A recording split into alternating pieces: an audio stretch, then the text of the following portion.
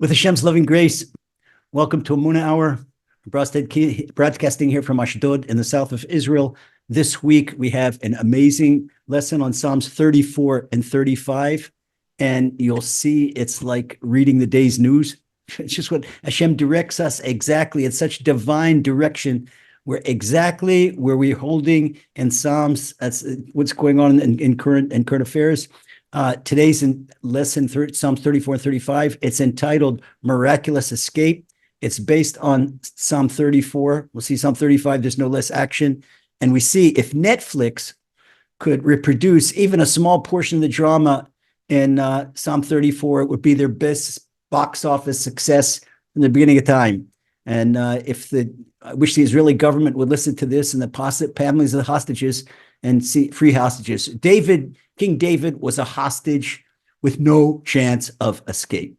I'll give you the background on Psalm 34. The Midrash gives the background exactly what happened. King David, as we'll see in Psalm 35, as we saw last week in Psalm 33, King David, we see all this time, King David did not have a day's rest. Even though he was king of Israel, when he was king, oftentimes he was in exile, and oftentimes he had enemies from in, enemies without. So he's at the point where he's a young man. He's already the anointed king. He's already been anointed king, but King Saul is still sitting on the throne. King Saul is his father-in-law and very jealous of him. King Saul had got some type of phobia came into him about David taking over. He decided he had to kill David.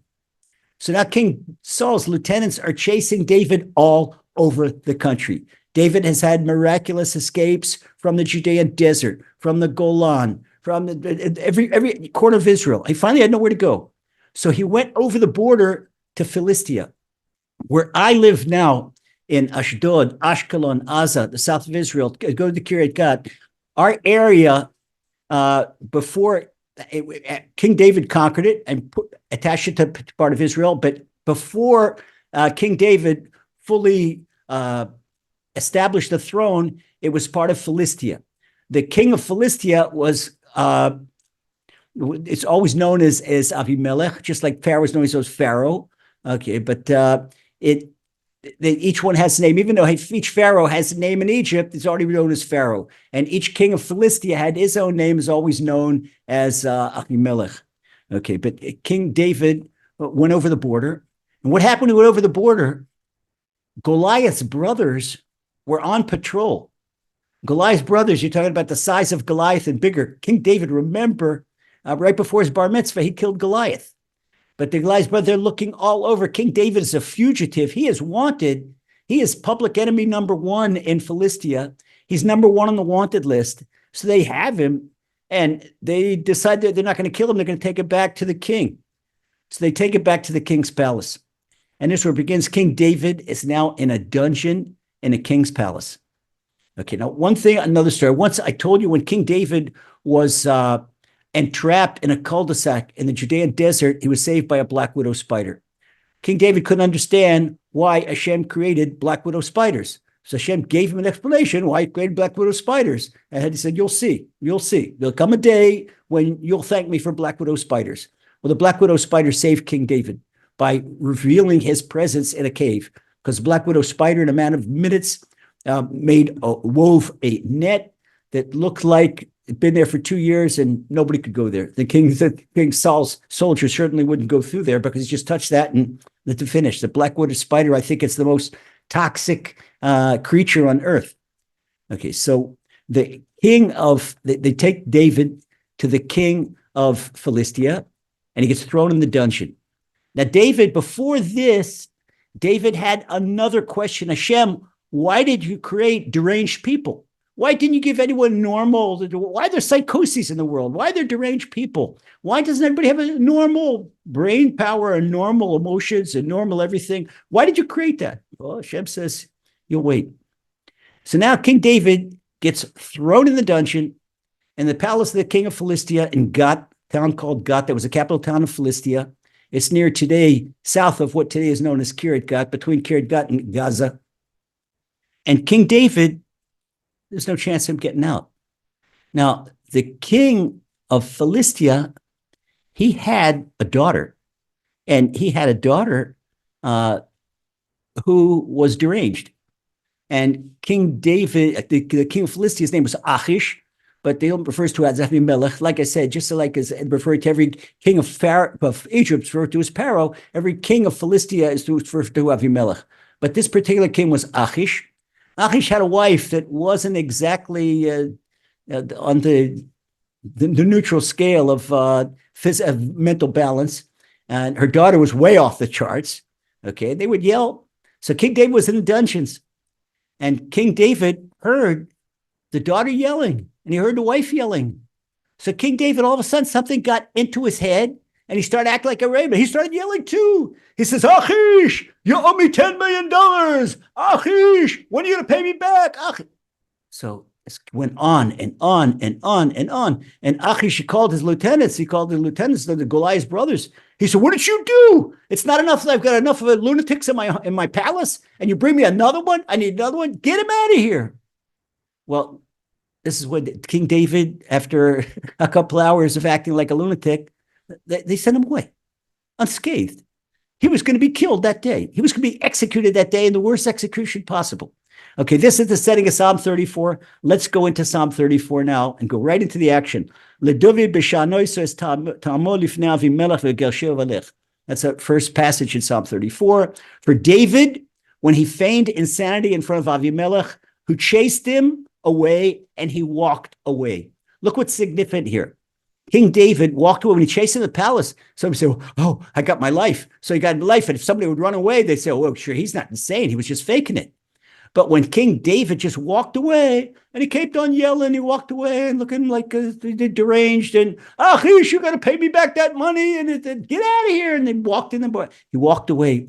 And when he got out of eyesight of the palace, then he said Psalm 34, and he started thanking Hashem. So after he gets out of eyesight of the palace, he says, verse 2, I will bless Hashem at all times. His praise is always in my mouth. My soul, verse 3, my soul should glorify Hashem. Let the humble hear and rejoice. He's so happy, he doesn't know what to do with himself. You just imagine, you've just been on a certain death. From a certain death, Hashem says, here's a gift, your life on a platter. Okay, thank you, Hashem. So how do you say thank you, Hashem? The person was singing his life in front of his eyes. He was expecting to be in the heavenly court and who knows when, and now he's on the back. So in verse 4, he says, Gadlu Lashem iti n'romush moyachdov. King David, well, he's alone in the desert, so he's talking to, declare Hashem's greatness with me, and let us exalt his name together. Well, he's talking to all of us now. But then he was talking about all the creatures. He was talking about every grain of sand in the desert, every rock in the mountains, every snake and every scorpion and every fly and every field mouse and every fox in the field. That's King David when he wrote the Song of Creation, Perek Shira. That was his song about how he could understand the language of creation. He understood how every creation praised Hashem. So now he's asking all of creation out in the desert, everything to join into him and saying Hashem. These are passages that appear in our prayers. When we take the Torah out of the ark, we say this is Psalm 5. We say this passage 4. Declare Hashem's greatness with me. Let us exalt his name together. Gadlu Hashem iti, no mush moyachdav. In verse 5, Darashti et Hashem vanani, mikol megurosai hitzilanu. Wow. He says, I sought Hashem and he answered me. There's nobody else to help. Stop and think. No one else in the world can help you. No use to running to the UN and no use running to the nations, and certainly not the United States. Biden, he can't help himself. He's going to help Israel. He's going to help this. I would strongly suggest to every person who knows one of the people in captivity, one of the people that's hostage in Gaza, that every family and every one of us, we care about the hostages. We should say Psalm 34 one time a day. This is for the hostages, because it is a miraculous story of what Hashem could do. Hashem could do whatever he wants. Hashem's only shown this twice. He's only shown us twice that the miracle is how he can execute hostages. But people are back in there, and now when they're giving up, they're putting Hamas back in power to get the hostage back. It's so crazy. It's so crazy what's going on here. If we only, because people aren't calling Hashem. People aren't calling Hashem. King David says, here's the battle plan. I sought Hashem and he answered me. He saved me from everything I was afraid of. Mikol Megillah, everything I was afraid of King of Philistine, afraid of it's enough to be caught by an enemy. But you're talking about a blood enemy, and this is the Middle East over here. You're talking about a clan feud. In other words, if somebody kills someone in a Hamula is a clan in Arabic, okay, there will be a feud for the end of time. It's not the Martins and the McCoys in West Virginia. They had a 12-year feud, like with shotguns. Oh, not for here. They have patience. They can wait. They'll wait 3 generations, where a great-grandson will come and kill someone from the other clan to even it up. So we're talking about Goliath's brothers. They were so painful to hear this little Jew boy killed their mighty warrior brother, who was commander-in-chief. He was the Rambo of the Philistine army. Of course, when he killed him, King David got out of that. Hashem pulled him out of that. I mean, you can't. The more we look at this, the more we observe, we see the fantastic miracle. In verse 6, Hibitu elav v'naharu pnei yichpau. Those who looked at him became radiant. Who's King David talking about? It says, anybody that looks at Hashem, if you look at Hashem spiritually, what's Hashem? Hashem is shining divine light on you. So your face is going to become radiant. It's light. It's glow that you can't buy at Helen Rubinstein or Estee Lauder. Sorry. It's by looking at Hashem. Okay, not Gillette either. Looking at Hashem. When you look at Hashem, you get radiance. And this is what King David is telling us. Their faces will never be downcast. So by the light of Hashem, there's a yeshiva in Jerusalem called Or Sameach, the happy light. Hashem's light is happiness. So when you become illuminated with Hashem's light, your face can't be downcast. You're not illuminated. No, you're illuminated. Hashem's divine light right away just puts happiness in your life. And this is King David in 7. He says, don't think I'm such a great person. King David was so humble. He says, when this poor man comes out, King David won't even say I. He wouldn't say first person. He won't say his name. He says, when this poor man, this is how he refers to himself. The ordained king of Israel, ordained by Samuel the prophet, the soul of Mashiach. When this poor man calls out, Hashem hears and saves him from all his troubles. So what's King David telling us? Remember, we always teach you that King David is the all-inclusive soul, and he had the all-inclusive tribulations. When King David is saying, when this poor man calls out, he's talking about when this poor man and this young lady, she's a downtrodden young lady. She's talking about every one of us. He's talking about the spark in every one of our souls. And the reason people don't see salvation is because they don't call Hashem. They don't call Hashem. That's one of the rules in this world. If you want Hashem's help, you have to ask for it. Hashem's not inviting himself for dinner. Hashem, you need to invite Hashem into your life. Open up your life to Hashem. And Hashem says, he says, if you open up a little pinhole in your heart for me, I'll open up an opening as wide as the Lincoln Tunnel. We have to make the first move. In verse 8, King David he's describing Hashem's Hashem's goodness. In verse 8, Honeh malach Hashem sviv le'av v'yachalseim. What do you think? I'm not some Rosh Yeshiva, some big spiritual figure? No. Hashem, King David says, verse 8, an angel of Hashem camps around those who revere him and rescues them. As a special, this is your guardian angel. This is your guardian angel. This is your guardian angel that Hashem assigns to camp around you. He hovers over you. King David uses choineh. It's like choineh, the modern word for parking. Parking your car is choineh. It's like parking. The angel parks right on you, parks right on your soul. That's where the angels park. That's his parking place. And the angel's not budging. It's right there. But that's if some people, they chase the angel away. If they chase the angel away, it can't. The angel is Hashem's angel. So a person can't do all types of things that transgress Torah, lying, stealing, hurting other people. And the angel said, oh, that's fine, I'm here. No, the angel said somebody else can have this parking place. So he gives the parking place to the dark side. And then a person, where's Hashem? Well, maybe that's why we got to do self-assessment. Maybe we chase the angel away from our lives. But here, King David says right there. Okay, so take advantage. You never took it to verse 9. Taste and see how good Hashem is. Fortunate is the person who takes refuge in him. It's fortunate, you're happy. In verse 10, Yirat Hashem Kedoshav Ken Machzor L'Re'av. Fear Hashem, his holy ones, for there's no deficiency for those who revere him.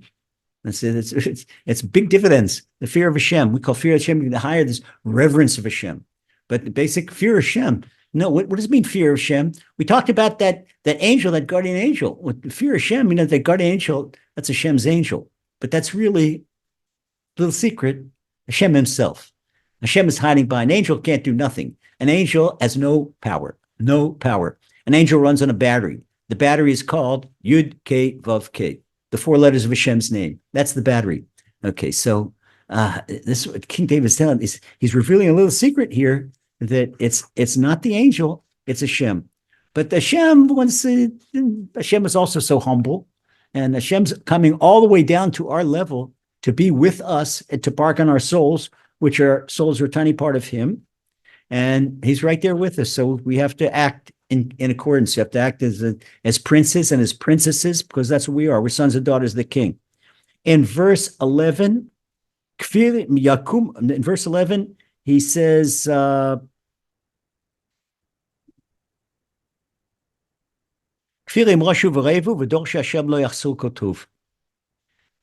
lions might become destitute and famished, but those who seek Hashem will not lack abundance. King David's talking about young lions. Young lions are very fierce. That's it. You can have a pack of 10 female lions, and all they need is 1 male lion. So you have all these young male lions that are born, and they don't have their own pack, and they go off in the woods, and they're like these mafia gangs in the jungle. They're dangerous.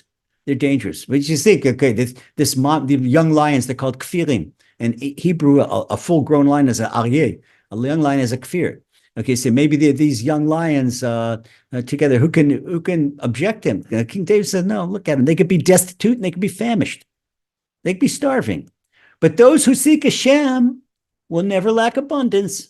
You don't need fangs, and you don't need to fight your way to make a living. You don't need to step on the other person. All you need to do is to seek Hashem. Seek Hashem. Hashem, you're my sustenance. Let's go to Hashem for sustenance. Hashem's a one-stop shopping. And then King David says, come, my sons, he says in verse 12, okay, since there's so much to gain from reverence of Hashem, King David says, now come, my sons, listen to me, and I will teach you what it means to fear Hashem. So more than a king, more than a warrior, more than a governor, more than a lawgiver, King David considers himself a spiritual guide. And he says, come, my sons. Sons in Hebrew would mean sons and daughters. We say banim. It's inclusive. In other words, the people that are gender sensitive, they should think that King David is not chauvinistic. No, but this is the Hebrew language. The Hebrew language, my sons, it means my sons and my daughters. Banim, banot. Okay. So he says, I'll teach you what it means to fear Hashem. Now he uses this famous passage that this was the guiding light of the Chafetz Chaim his whole life, where the Chafetz Chaim gave the book to his magnum opus. King David says in verse 13, Mi ha'isha Chafetz Chaim ohev yamim le'od tov. Who is the person who desires life, who loves days of seeing good? We all want to see good. Okay, so then he gives us the marching orders. And this is exactly what the Chafetz Chaim devoted to. This main book that he called the Chafetz Chaim. In verse 14, after King David teaches us to praise Hashem, teaches us to seek Hashem, teaches us to hope Hashem, King David says, now guard your tongue from evil and your lips from speaking deceit. Cherished brothers and sisters, if we could do that, that is 3/4 of the battle. That's 3/4 of the battle. Just imagine that eating is a problem of holiness. And the words we speak of prayer, the words we speak of Torah learning.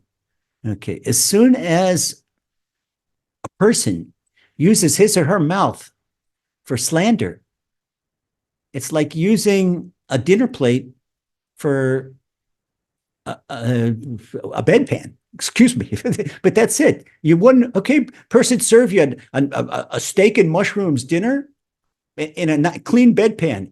Even if the bedpan is cleaned and sanitized, it's disgusting. You wouldn't do that. This is exactly what prayer and praise of Shem, when it comes out of a mouth, that is used to slander other people. It's like making an offering to Hashem in a nice clean bedpan. Oh, but Hashem, no, we don't want to do that. So King David said, first thing, this is the first thing we all need to work on. And if anybody asks, what's the first thing? Speech is so common. And people say, oh, everybody learn Lashon Hara. Oh, everybody knows Lashon. Yeah, but it's to internalize it and to practice it. We go to verse 15. And in verse 15, King David says, King David's telling us how to get close to Hashem. Got a few cardinal rules how to get close to Hashem. First, guard your tongue. Second, turn from evil and do good. Seek peace and pursue it. The Gemara has an expression about someone that goes to do a ritual purification and a ritual bath called a mikveh. But he goes in with a dead mouse in his hand. Okay, sorry, sir. A dead mouse has ritual impurity. Okay, you can't dunk in the mikveh and expect to purify yourself and come up with that. First of all, throw the dead mouse away. You go to birth, throw the dead mouse away. And so many people do tshuva. We talk a lot about tshuva, but they don't throw the dead mouse away. Stop the bad behavior. Stop the bad behavior. Get rid of the bad behavior. Hashem knows maybe we don't have the power to completely rid ourselves of the bad behavior. We're asking Hashem to help us. Okay. And then it's not enough to turn from the evil and do good. Seek peace and pursue it. You have to pursue peace. Verse 16. So if we want to get Hashem's attention, verse 16 says, Hashem's eyes look toward the righteous, and his ears are attentive to their supplication. In other words, for righteous people, when you do your best, do Hashem's will, whether it's the 613 mitzvahs of the Torah for a Jew, whether it's the 7 Noahide mitzvahs for a Noahide, you do that, you're home free. You've got Hashem's attention. And once again, after, of course, our third principle, the Rambam, that of our third principle, Emunah, that Hashem has no bodily properties, we understand that this is just a metaphor. Hashem's ear and Hashem looking, Hashem's eyes. This is all a metaphor. This is Hashem is all attentive, always hears everything and sees everything, but especially when a person is righteous, excuse me, a person is righteous, he or she merits that individual attention, extra individual attention. Now, there's the opposite. Okay,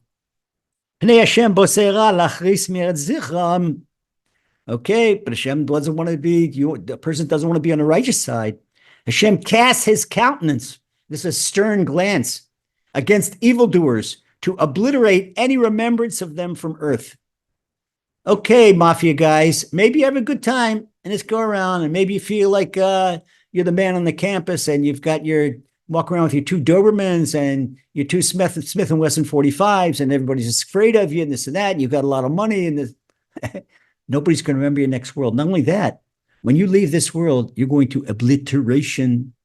David's warning him, don't look at the people that say, oh, you don't have enough money. Maybe you can barely afford your electric bill, barely afford your public transportation fare, maybe afford the tube or the bus, and you see somebody else driving around a Rolls Royce and a Mercedes.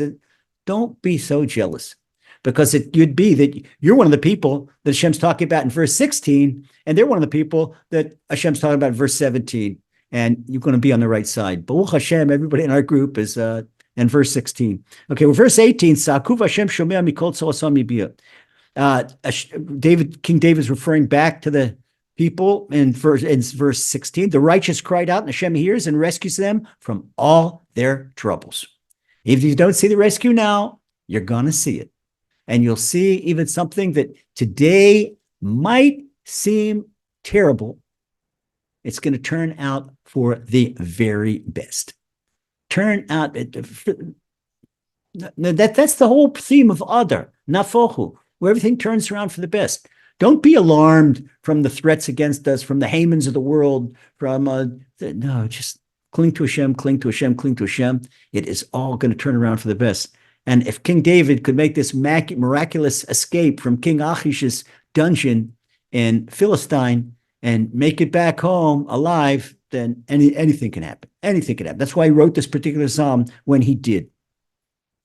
Uh, when I was a kid and into high school, beginning university, there was this soul song, "What Becomes of the Broken-Hearted." Eric John, you remember that? Okay, okay. This is came from King David. King David in verse 19. Hashem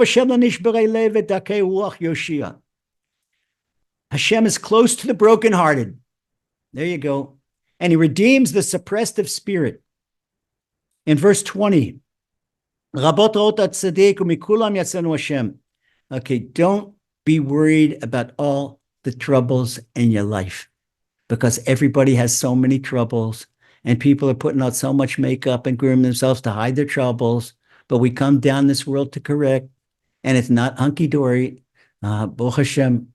Okay, so King David says in verse 20, even though the troubles of the righteous person might be many, they are, Hashem will rescue him from all of them. Every one of them. Signed check by King David. And he thought, where are the troubles? Just to bring you higher and higher and higher and higher and higher.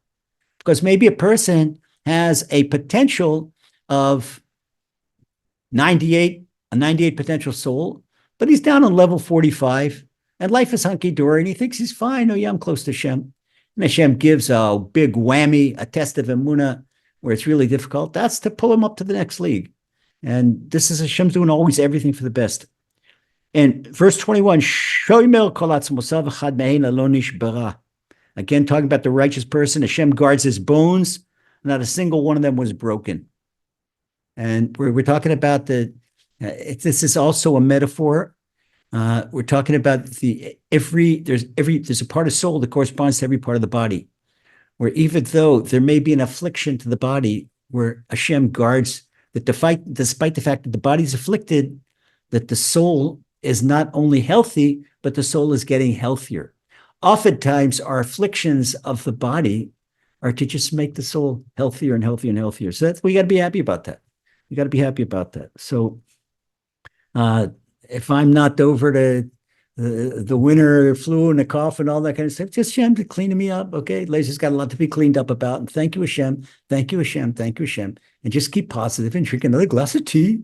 Okay. Become very English and drinking a lot of tea. Okay. Baruch Hashem. So in verse 22, King David says, evil is the death blow of the wicked, and those who hate the righteous person will be condemned.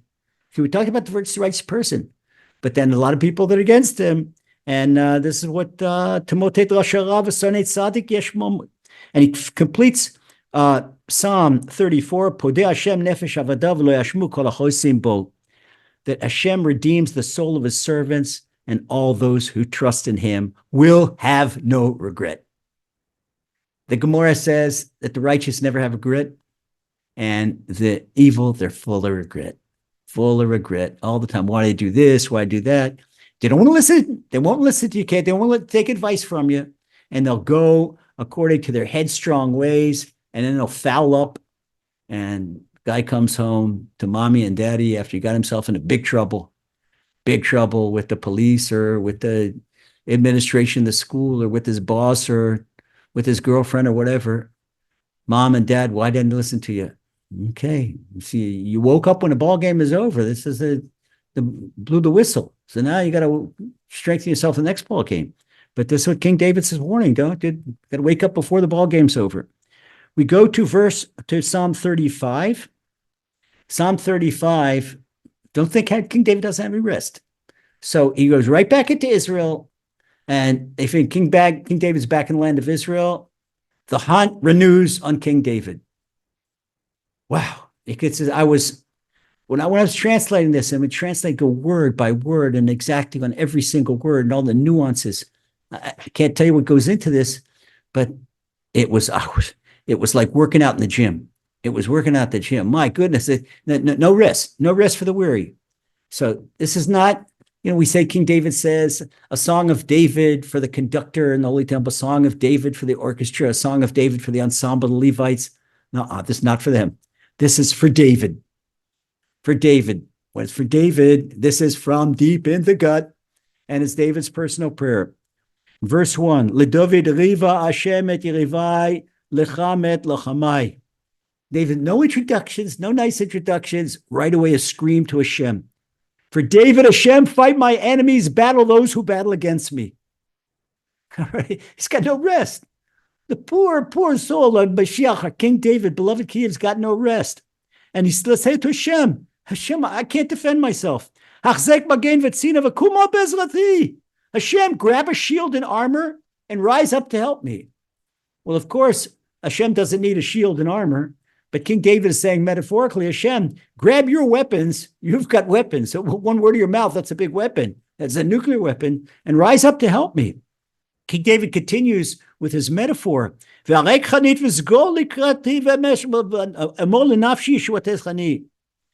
your spear and obstruct my pursuers. Hashem, put up a roadblock. Don't let them get near me. Tell my soul, I am your deliverance. King David's asking Hashem, I need you to talk to me now. I need you to tell my soul, give me that feeling inside, I am your deliverance. Don't be ashamed to ask Hashem, talk to me. Hashem, talk to me. Hashem, show me that you're with me. Okay, Hashem, you do it.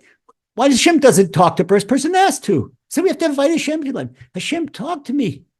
Okay, maybe Hashem will do it by way of a squirrel. A squirrel will come and smile at you. You don't see a squirrel afraid of people, but it'll stop in front of you and smile at you. One thing, whenever feel Hashem, we have a very shy bird that comes from the Far East in his migration, and he goes back from Israel. Some go to North Africa, and some go back to Japan. It's called the white wagtail, Nachlieli. It's called Nachlieli because Nachlieli is the harbinger. It's a nickname for the Holy Temple that before the Holy Temple comes. So this bird comes always before the rains. Always before the rains. This bird is really shy of humans. And I love this bird. I wrote a song for this bird. And when I do, sometimes in personal prayer, and little Nachlieli birds stop to love the little wagtails. Google white wagtail. And you see these little black and white little birds. And the male is a little more colorful than the female, but they're both black and white. And just stand and wag the tail. Man, stand in front for 2 seconds. I stop, and he stops. And maybe take a couple steps with me. And if I try to get close to him, whoop, he's out. Okay, but you can see Hashem smiles at you, all types of different creatures, all types of different things. Ask Hashem to talk to you. King David says, tell my soul, I am your deliverance. Who do you care what microphone Hashem uses to talk to you? But Hashem will talk to you. In verse 4, King David says, Yevosh v'yikalmu m'vakshei nafshi, yisogu achol v'yachperu chosh ve'rati. Let those who seek my life be shamed and humiliated. Now they say, they think they're trying to kill David. What do you mean be shamed and humiliated? Ultimately, when they get just Hashem judge them. You know who you're chasing? Hey, mafia guys, you know who you're chasing? You're chasing my anointed king. I appointed him. He didn't seize power. Do you know what you're doing? Okay, and the same thing when a soul is close to Hashem and someone pursues that soul, Hashem says to the pursuer, you know who you're chasing? How do you have the nerve to chase my daughter? How do you have the nerve to chase my son? And it is so powerful. King David gives us, this is the formula right here in verse 35. When you're in big trouble, go to Psalm 35. Okay, then King David, he doesn't mince words. May they be like, Jesus, may be like chaff in the wind. May they be like chaff in the wind, and may Hashem's angel repel them. In other words, Hashem, King David's big, consider Hashem. Hashem, don't even get your hands dirty with them. Okay, let an angel do the dirty work and to push them away from you. And we now go to verse 6. In verse 6, King David says, in case you just joined us, we're in Psalm 35, verse 6. Let their way be dark and very slippery, with Hashem's angel pursuing them. Just imagine that someone is chasing you. Okay, if someone's chasing you, run away, then you're best to be with your Nikes on or your good track shoes and on straight ground and to make a beeline for it like a road runner. Boom, down the road. Weep, weep. And road runners down the road. But no, this King David says, let them be like they're trying to run on an oil-greased road. on a slippery path. And they've got the fear. If we could think the biggest monster, the biggest beast, the Gemara Tractate Bracha says that if the reason Hashem doesn't reveal these angels to us is we'd go crazy. We'd go crazy. A person would lose sanity. We do not have the spiritual and emotional capacity to see this. But Hashem said, let them look behind them and see who's chasing them. One thing. And this is, let them have this as the alarm. Why? Say, oh, David, all the politically correct. Why are you talking about the nice mafia people like that? What's going on here? So King David says in there, verse 7, you know why? For no reason. I didn't do anything against them. They laid a trap against me and to fall into their net. What they did, King David said, they dug a hole, put a net over it, covered it with a bunch of leaves and everything, so that I would go in and be caught in their net in their pit. For no cause, they dug a pit to kill me. Oh, so now I have to look at them. But this is funny. This is Biden and Blinken talking to the IDF. Okay. Oh, the humanitarian help and Gaza. They're trying to kill us. What's going on here? And every time you give it, another killed. Did we see that? Where was the American army with the humanitarian help in Afghanistan or in Iraq? Or where was it? Oh, no. But for Jews, we're not allowed to, the whole world is allowed to defend themselves. We're not allowed to defend themselves. And these are our friends. These are our so-called friends. Now, if you talk about our foes, when we say an expression in Hebrew, Hashem, save me from my friends. I'll take care of my enemies. Well, we need Hashem, of course, take care of our enemies. But this is it. King David says this is why. So what does King David say? Tavo shoah lo yidar ishto asher tamam tilkadu b'shoah yipol pi. Let disaster befall each of them and catch them unaware. May he be caught in his own hidden trap and fall into it in disaster. That's it. That's what King David says. This is today's news. People don't realize it. King David says, I didn't dig traps for people. They're digging traps for me. I didn't touch a dime that belonged to them. They're trying to kill me. I did let them come forth and say what I did. I did this. And this we say to Hamas, they're killing Palestinian kids and this and that. Oh, wait a second. Who did anything to anybody on October 7th when you came over the border and killed 1,200 people and burnt the south of Israel and decapitated babies and decapitated captured soldiers? I don't want to be more graphic than that.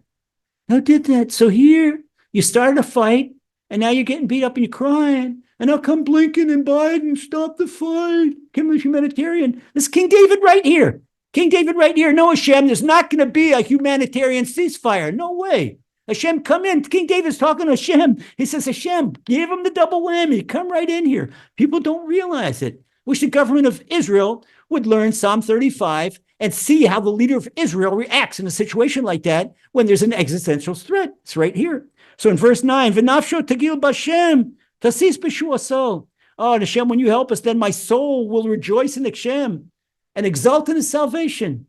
It's all for you, Hashem. It's all get close to you, that we know that you run the world. And then call Atzmosai in verse 10. Call Atzmosai, Toman Hashem mikamocha matzil, ani michazak mimenu v'ani v'evyon migoizlo. This is one of the key passages in the Nishmas prayer. All my bones shall say, Hashem, who is like you, means all my bones. I can feel Hashem and all my bones. I think this is my favorite prayer of the week, the Nishmas prayer on Shabbat in the morning. And you say the Nishmas prayer and just can't help it. Yell out and just let your neshama go. All my bones call out and say, Hashem, who is like you? You saved the poor person from someone stronger than him, the poor and the destitute from the one that robbed him. Do you know who the poor person is? That's every one of us. And you know who's the one that robs him? That's the evil inclination and all the age of the evil inclination. Why one's stronger? Because we're humans and he's an angel. We're humans. So we don't have Hashem's help. Can't you find? This is also a metaphor for soliciting Hashem's help against the evil inclination when the evil inclination seems to overcome us. In verse 11, Hamas asher lo yadati shaluni. This is a continuation of the double metaphor. Malicious witnesses rise up to interrogate me about things I have no knowledge of. They come and accuse me of my enemies and all the people that slander me, that they say, oh, he did this, he did that. It says something like, says someone says really nasty things about your sister, but I don't have a sister. Oh, they don't care. Just because some talk nasty things about it, but I don't have a sister. And these are the false witnesses. These are lying witnesses. Again, we're talking about the evil inclination, that the evil inclination might even look at something that is good and complain to Hashem about it. If we speak to Hashem every day and tell Hashem what's going on in our lives, the evil inclination cannot open his mouth because there's no double jeopardy.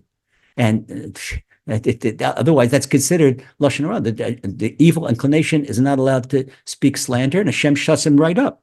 Okay, but if a person doesn't confess to Hashem, the evil inclination takes what the person did and does whatever it is. Maybe there's mitigating circumstances, but mitigating circumstances, we got to talk to Hashem, and Hashem already knows this. So the hit King David. Now we go to verse 12. Yeshalmu ra tachat tova shkol nafshi. Now we're back in King David's time. King David says, they repay me evil for good, seeking death for my soul.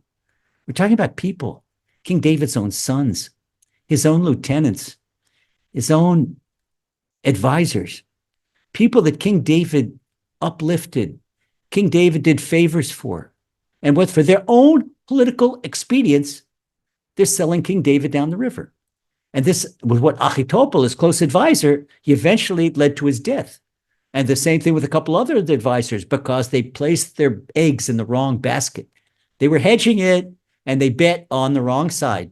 In other words, Achitopel and Shimi ben Gera, they bet on Avshalom when Avshalom tried to overthrow the king.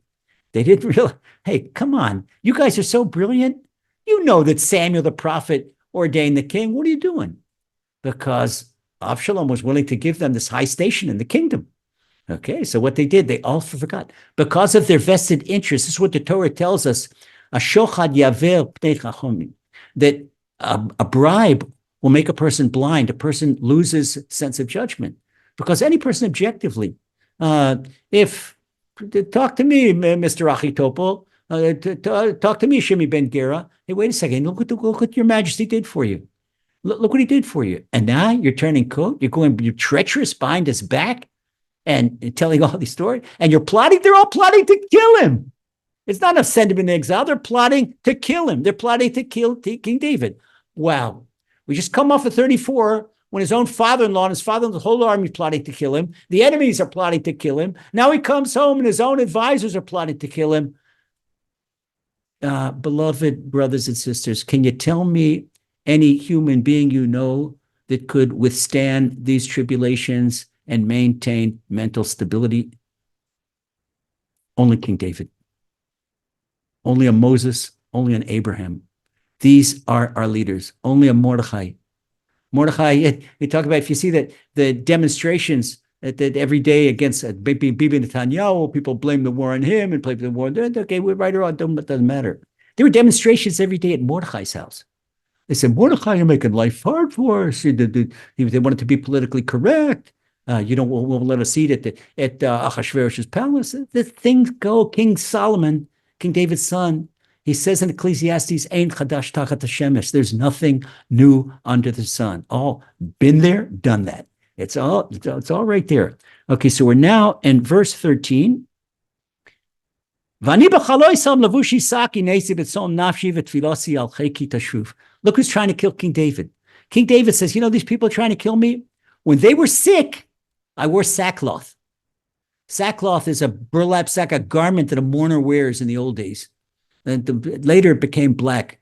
But in the old days, a mourner would put on a burlap sack, and he would sit in a burlap sack. Same thing you make a potato sack out of. And this is called sackcloth. Cloth is made out of this. It's really rugged on the skin, and it's something that the mourners wear. King David says, when they were sick, I put on sackcloth. This is the king. He took off his royal clothes, put on sackcloth, and did shuvah. I tortured myself with fasting on their behalf. King David would go a day, twice, 3 days at a time without eating in behalf that they should be healthy. And King David says, may the prayer that I prayed for them be manifest on me. Hashem, when I prayed for them, that you should save their life, It says that, okay, you see what happened to them. I'm not telling Hashem, at least let that reflect back on me. I played this. Look who the people are trying to kill me. Hashem, you've got the protocol. It's right there. You don't forget anything. There's no erasures in the heavenly court. Okay, no whiteout in the heavenly court. You've got everything right in front of you. Hashem, look at the protocol. Look at the protocol. All these people I prayed for, I fasted for, I begged you for their health, I begged you for their lives. And now they're trying to kill me. They're trying to take my life. Okay, at least Hashem, what I begged you for, now I need it. I need it for myself. I'm in big trouble. I need it for myself. Wow, this is so emotional. In verse 14, King David's not enough. Hashem, you know who I was with the people that want to kill me? As if they were my friend or brother. I walked around like someone in mourning for his own mother, bent over in gloom. Hashem, when they weren't happy, when they weren't healthy, it was like I just lost my mother. This is King David. What would it have been? And look at the treachery of these people. So if you think somebody is treacherous to you, think somebody you did a favor for, somebody in the family, then turns around on you and does a 180, and there's so much of that because people that are far from Hashem, they're far from gratitude. And just the person is, quote, religious, unquote, that doesn't mean that he or she has emunah, that doesn't mean he or she has gratitude. Okay, so if somebody pulls a down and dirty on you, excuse the expression, again, King David's been there, done that. And that's also Psalm 35 is good for that. And verse 16, Uvitzali samchu v'nesfu alai nechim v'lo yadati k'u v'lo damu. So what did they do? When I limped, a lot of times King David was injured, he was down, he was sick. When I limped, they rejoiced and gathered. Oh, he's about to fall. If you've ever seen a wounded animal in the jungle, a wounded deer, and you see all these predators gathering around, they're ready to, they've got saliva coming down from the chops, ready to pounce on him. And even it's like if you ever raise turkeys, see turkeys, if there's a turkey, the turkeys, I don't know what they do. If there's an injured turkey, you got to get him out of the turkey house fast because all the other turkeys will just destroy him. Part of that these cruel, and they're cruel like animals. Even the wretched gather against me. Even they brought the down and outers. They brought people that the wretched people with crutches, people that were hobos, and even that they were all mocking. They tore at my flesh. King David said, "They tore at my flesh." It means they tore at my flesh with verbal abuse, and they would not be silenced. That's what means tore at my flesh and would not be silenced. We tore at my flesh as they didn't cut him with knives or spears, but they all wounded him. Verbal abuse. Look at the big man king. He's limping. Oh, he's going to fall soon. So why these poor people? Come on. King David fed these same poor people. So in verse 16, King David says, for the sake of a cheap meal, that the mafia, the rabble-rousers, they'd say, hey, guys, come in and jeer King David. Hey, man, look at the king. And they'd flatter the agitators and ridicule me. In other words, they'd come to the demonstration against King David because the agitators would give him a free meal. And this is King David. They're gritting their teeth at me, make all kinds of faces. This is so mindful of modern politics, heaven forbid. We go on to verse 17. Adonai kama tire chashiva nafti mishuem mikfirem midasi. Hashem, look, how long will you look on? Hashem, you see everything. You see what's going on. Hashem, how can you sit back and just see them tear at my flesh? I'm getting torn apart. As I'm looking at them, rescue my soul from their disastrous designs. My very essence from the long lions. My very essence. This is the height of the neshama. It's in Kabbalah, it's called Yechida. This is the upper left, is the very my essence. This is the core of my soul. That's what he says in Hebrew. Mikfirim Yechidasi. Save my Yechida, save the essence of my soul from these young lions, from these rabble-rousers. Okay, what's the difference with a young lion? These young lions, they walk around in the bands. See, a mature lion that has a family, he's a family and wives and cubs, he's responsible, doesn't do stuff like that. It's the rabble-rousing kfirim, the rabble-rousing young lions that have no responsibility, and they go around in bands in the jungle together and doing all kinds of naughty stuff. And they're the ones that are causing this. And then King David is so confident that Hashem is going to help him that he says now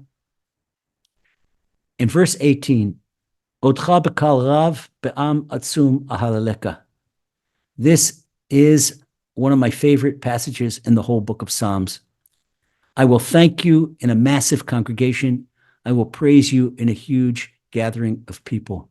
Odcha bekal rav. The first three letters are Aleph, Resh, Beit, and that's initials of my name. That right there is it talks to me so much. It talks to me so much. We have right here and now verse 19. Al yismachu bi oivei shekel sonechinam yikutzu ayin. Let not the treacherous enemies rejoice in my downfall. Those who hate me for no reason wink their eyes in mockery. Look, he's having trouble. The king, he's not such a big man. He's not such a hero that he wants you to be. He can't ride on his glory from age 13 when he killed Goliath. All this kind of stuff. What did he ever do to them? Those mocking. What did he ever do to them? Nothing, only good, only good. King David brought only good to the world. And this is the repayment. We can see King David is being repeatedly repaid with evil for the good he does. Beloved brothers, beloved sisters, this happens to all of us lots of times. It is so painful. And you can say, how can a person be so, I don't even want to say the adjective, but low to, okay, don't love me. But after what I did for you, after I did, and you see a lot of times with spoiled children, not children that get too much love, the children with a sense of entitlement.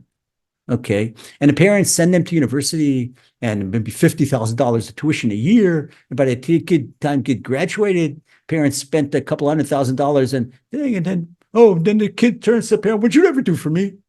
You never had to work. It's a sense of entitlement, or because the child was not taught Emunah. That's why from day one, you have to teach a baby.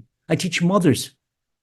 When they first bring mothers in the nursery ward, right after they give birth, and they first bring them their babies, and they let their babies have their taste of mom first time.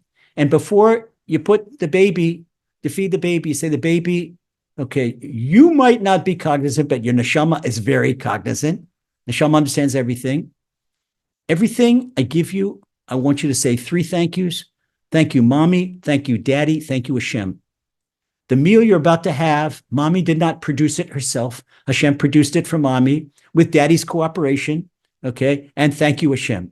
All right. We teach a child to say thank you. The child never has a sense of entitlement. Once again, a spoiled child is a child with sense of entitlement, or a spoiled spouse, sense of entitlement. Okay. When we think that we deserve nothing, then we appreciate everything. When we don't appreciate anything, then we're not happy about nothing. So that's right here. So King David says in verse 19, let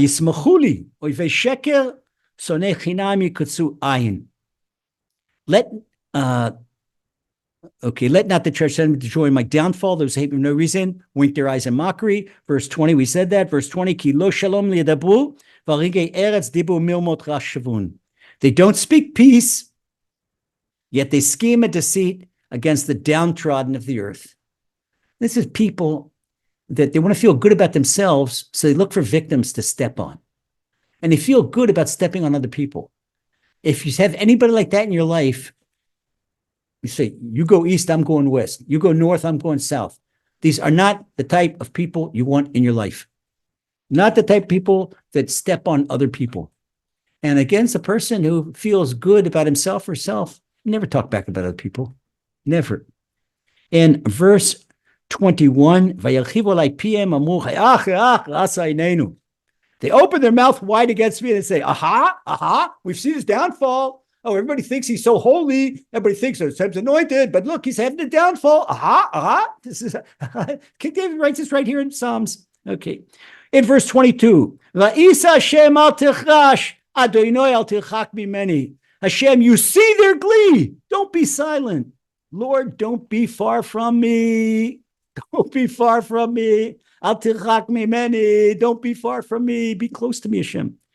In verse 23, Ha'ir v'akisa lemishpati. Elohev Adonai levi.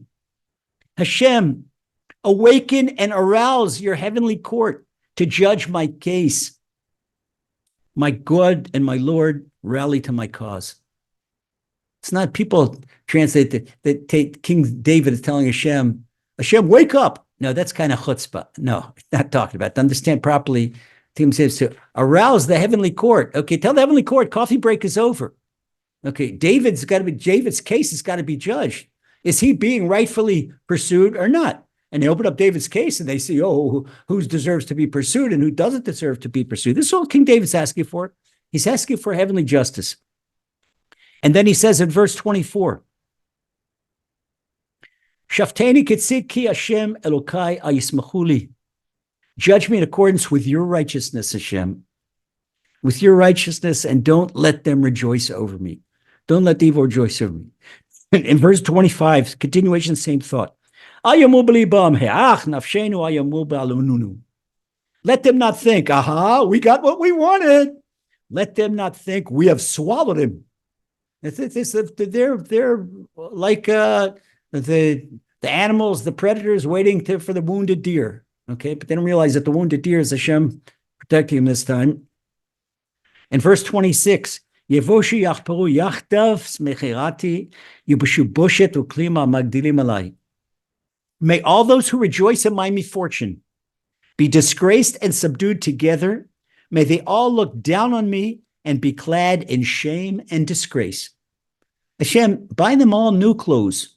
And the clothes, one cloth use a shame and the other cloth use disgrace. This is what they should be clothed in. In verse 27, now we go to the opposite. Yorona yismachu chavetzei tzidki v'yomu tamid yigdal Hashem achefet shalom avdo. May those who desire my vindication, the ones that are in the court cheering for me on my side. No, we don't want to do justice. Let them sing forth and rejoice. Let them always say, be glorified Hashem, who desires the well-being of his servant. The ultimate well-being. This is the bottom of the line. This is the bottom of the ninth. This is the 90th minute of the game. Looks like the team is losing, but they're going to hit 2 goals right at the end, in minute number 90. And you can see they come away. The good guys are going to come away the victors. And this is exactly what happens in life. That's why King David is saving this for the end. And then you're going to see declared victory, who is right and who is wrong. And so in verse 28, and my tongue will express your righteousness and praise you all day long. The final score, King David 1, enemies 0. And beloved brothers and sisters, may Hashem fight all your battles and all our battles, and when we overcome our enemies and see our rebuilt holy temple in Jerusalem together with Mashiach Tzidkenu, speed in our days. Amen.